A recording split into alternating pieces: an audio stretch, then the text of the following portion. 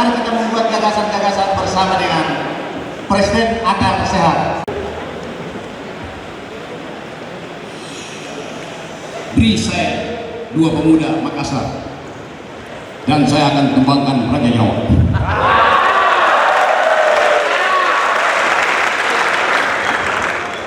Ini forumnya bagus nih. Ini temu wacana artinya bertengkar di dalam ide. Itu namanya wacana. Sedang istirahat. Namanya konsolidasi. Ide hanya disebut ide kalau dia diuji di dalam aksi. Jadi ada konsistensi antara ide dan aksi.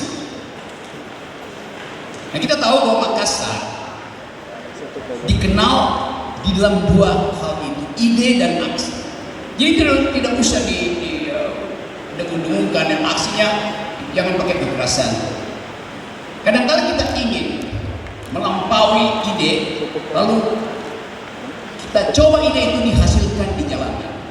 Konsekuensinya ada kemacetan, konsekuensinya ada kemarahan.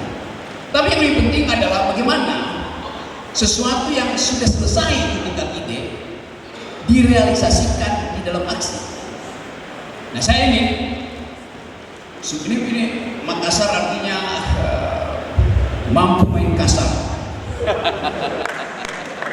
Mampu artinya kendalikan kemampuan itu supaya tidak terlihat sebagai pengrusakan. Itu aja idenya. Jadi bukan aksinya yang harus dihalangi karena ada potensi untuk kerusakan, tapi kemampuan untuk main kasar itu pasti ada di dalam semua peristiwa sosial. Main kasar yang harus boleh menghasilkan kebengisan. Kekasaran dalam kalimat harus diucapkan. Anda tidak perlu bersopan-sopan dalam politik. Jadi politik hanya disebut politik kalau ada tukar tambah kritisisme. Itu dasar.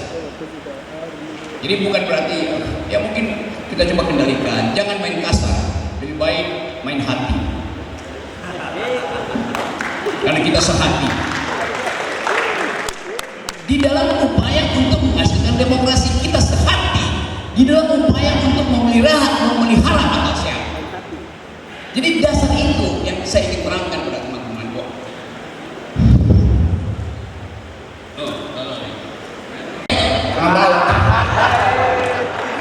Ini wakil. Oke, selanjutnya kita balik pada konsep rembuk gagasan. Apa sebetulnya gagasan yang bisa kita sodorkan pada politik hari ini supaya kita percaya bahwa gerakan mahasiswa itu dituntun oleh metodologi akademis. Jadi saya ingin semua orang yang ingin menjadi pemimpin diuji di wilayah pikiran. Kampus itu wilayah pikiran.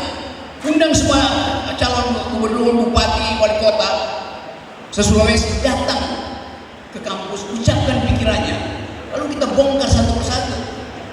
Apakah calon yang hendak memimpin saudara-saudara di daerah ini mampu berpikir global atau tidak? Makassar ini bukan sekedar ibu kota Sulawesi Selatan, ibu kota Asia Pasifik. Karena ini adalah hub, tempat yang paling strategis untuk mendiplomasikan Indonesia ke barat, ke utara, ke selatan, ke timur. Saya ingin matahari pikiran terbit dari timur, dari Makassar. Mahasiswa di Makassar itu akibat dari idenya udah penuh. Kemampuan kita untuk mengucapkan ide itu yang tidak boleh dihalangi. Nah, kepastian ini sedang kita hitung. Yang ada di kepala publik sekarang bukan apakah Jokowi akan menerima seluruh proposal politik mahasiswa. Rakyat Indonesia menghendaki Jokowi berhenti untuk bicara tentang kekuasaan. Itu intinya. Nah, kepastian itu yang sedang ditunggu oleh publik internasional. Bahkan ada isu tentang private jet, ada isu tentang kegagalan ekonomi yang seolah-olah Jokowi bilang bahwa oke, ekonomi akan melejit 10%, tidak terjadi. Jadi kita tagih sebetulnya apa yang pernah dijanjikan oleh Jokowi Ide mahasiswa adalah menagih apa yang pernah dijanjikan oleh Jokowi. Pertumbuhan 10% tidak terjadi, lapangan kerja tidak terjadi. Jadi ada frustrasi di kalangan pemuda. Per hari ini proyeksi Badan Pusat Statistik akan ada 62 juta pemuda Indonesia menganggur sampai 2045. Problemnya oleh pemuda Binjai, oleh pemuda Bone, oleh pemuda Medan, oleh pemuda NTT. Tidak ada keterangan bahwa kita, Anda sebagai anak muda, bisa memperoleh janji yang disebut bonus demografi. Tadi betul yang diucapkan oleh dua kawan ini.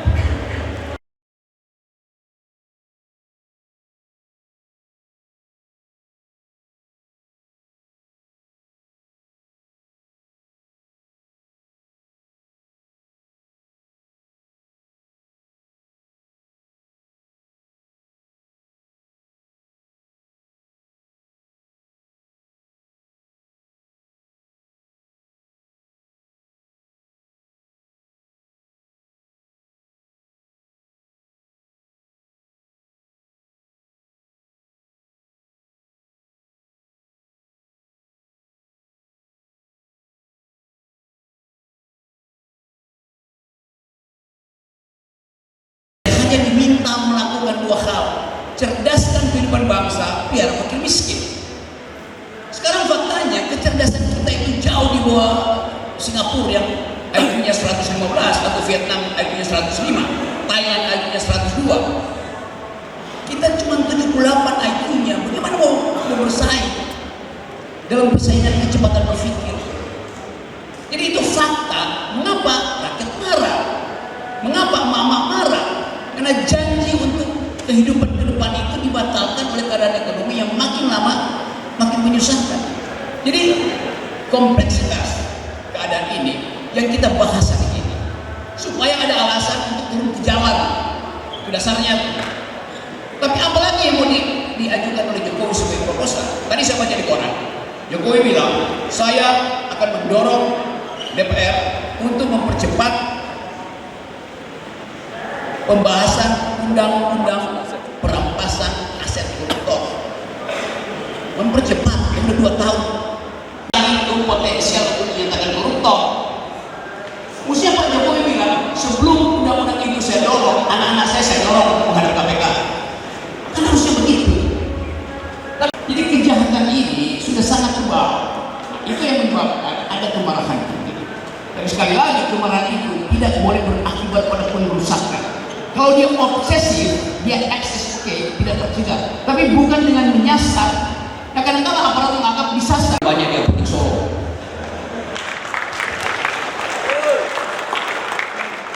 Hal kedua yang diterangkan adalah justru dihasilkan karena kita ingin ada kualitas baru di dalam politik.